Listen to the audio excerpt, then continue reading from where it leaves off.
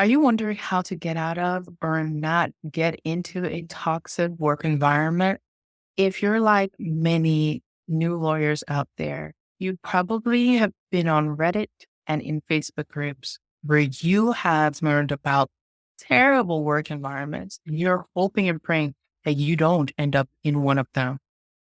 The truth is, even if someone approaches you with an opportunity, say an opening in the firm that they're working at, you still can't trust that this isn't a toxic workplace.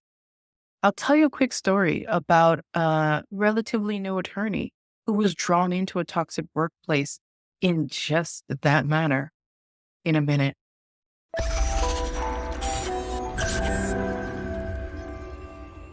Hi, I'm Jennifer DeClaire, mindset mentor and attorney life coach, helping you to build a law life that you're absolutely in love with.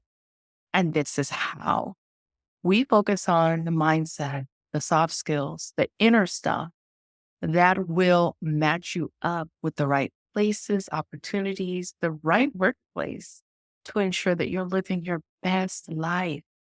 But it all starts with you, which is good news because you can control you. You can't control how toxic your new boss might be.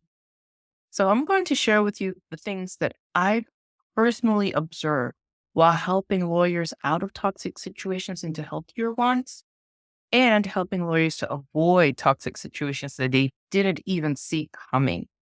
And this is what you need to know. Number one, you can't be where you don't fit. If you are in a toxic work environment, it's because you fit with the program.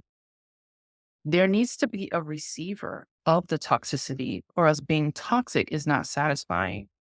And unbeknownst to you, your life situations, maybe past relationships that you were in, maybe the way that your parents were there or not there for you, or maybe even the way that you talk to yourself has set you up as the perfect recipient for their toxicity. Like the red flags, you didn't even notice them. You just thought they added bright color to the trip. And you now end up in a situation that's unbearable, untenable, and you don't know why. And you tell the people what's going on, and they tell you straight, your boss is toxic. That workplace is toxic. That's toxic. And you're afraid to make a move.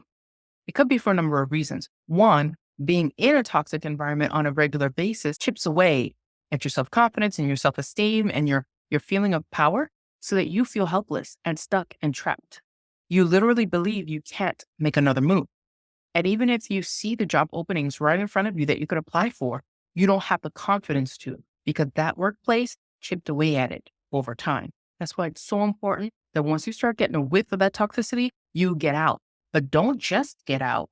Number two, you need to be the change that you want to see. And this is not just for the powerful tyrants, right? Who are stomping on lower people. This is for the recipients of that. Like if you want the dynamic to change, you need to change your part of it. And then the dynamic will change. And I'm not going to lie, it's probably going to lead to you being fired. Because why would a toxic boss want someone working for him who stands up for herself? Like, no, like that doesn't work for his toxicity, right? And if you're in a workplace where you don't drink the Kool-Aid anymore and you keep boundaries, like you shut off your work phone when you're spending time with family, or you don't answer emails on the weekends, then you may be fired because, well, everybody else is doing it. Right.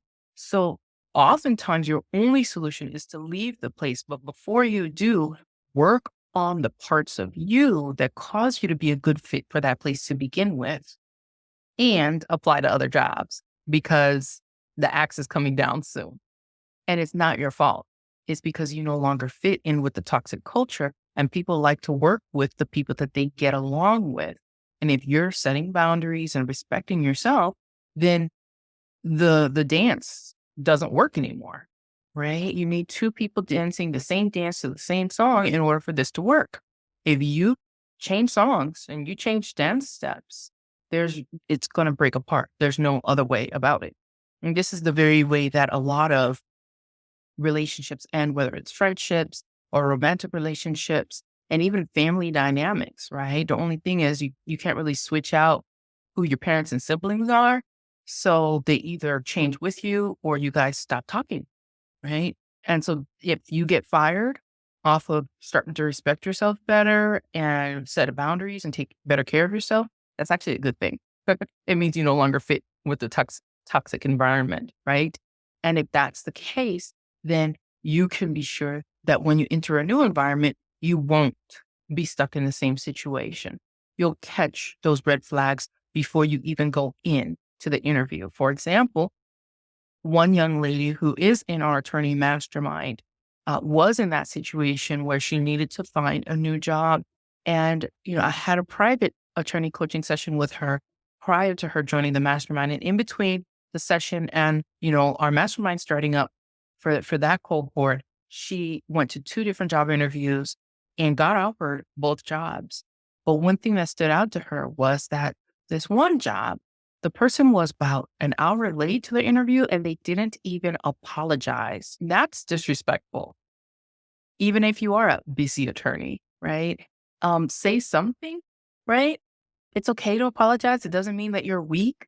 But when you've done your inner work so that you understand that it's a strength to be able to apologize, and people who don't apologize are covering up for something, and they likely have other ways that and it's not a healthy way, but they likely have other ways that they're putting up a front and trying to like be strong or fierce or whatever.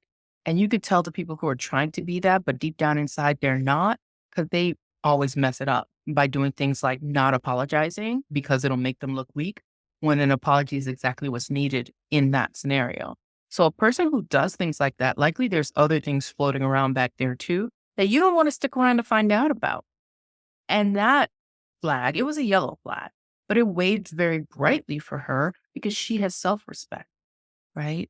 So when you change, the places that you choose to be in will change. You just won't be okay with certain things. Like it'll be glaringly wrong to you.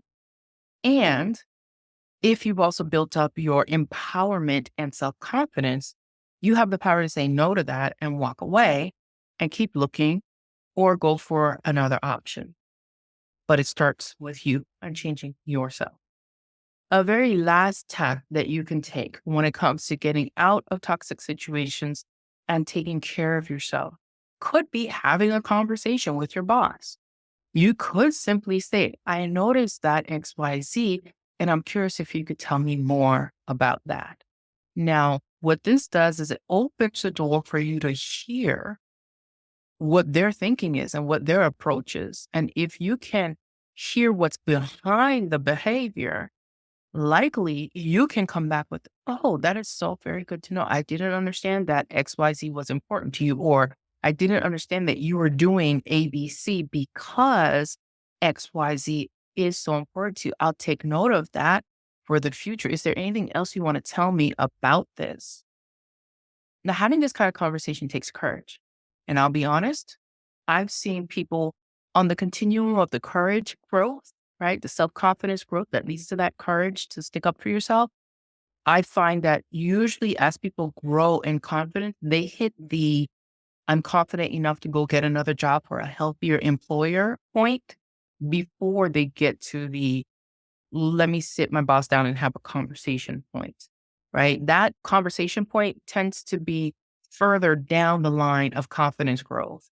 And it tends to be easier for people to seek another job. But especially if we've had a coaching session together or you've been through in the mastermind, one of the things that are top of mind is not leaving one bad situation for an equally bad situation.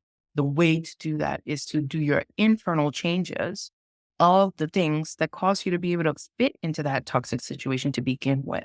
Once you change those things, you can't go back and you will fit naturally with an up leveled version a right law place for you.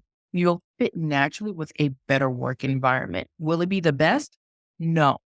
But as you continue to work on your self confidence, and self-respect and boundaries and sticking up for yourself, all those things, as you continue to work on those things, you will maybe not fit with this job anymore and need an upgrade. And that's perfectly okay. Eventually, you would have upgraded so much that you will be in that place where it's like, wow, everything's good here. And yet, as the human condition has it, we will always find something that we're not happy with. That really is the case. But you'll have friends that'll tell you, hey, listen, you're living a dream right now. Snap out of it, right? Stop nitpicking. Okay. But if you're in a truly toxic situation, people will tell you that too. Not the people in the situation with you, because they need it to stay the same because they're in their comfort zone. And once you start feeling very uncomfortable with it, it is a sign that you're ready to grow. You're ready to expand from the inside out and have something better. If you're wondering how to do that expansion, how to build that confidence in a concrete way that takes place quickly and helps you to level up in your work world, look below for a link to book a mini consult with me. We can look over the landscape of what exactly is going wrong, what issues it points to within yourself that you have complete control to work on and change so that you can ease out of that toxicity and move into a better workplace for you. Just look below for that mini consult link, and I'll see you in the next video.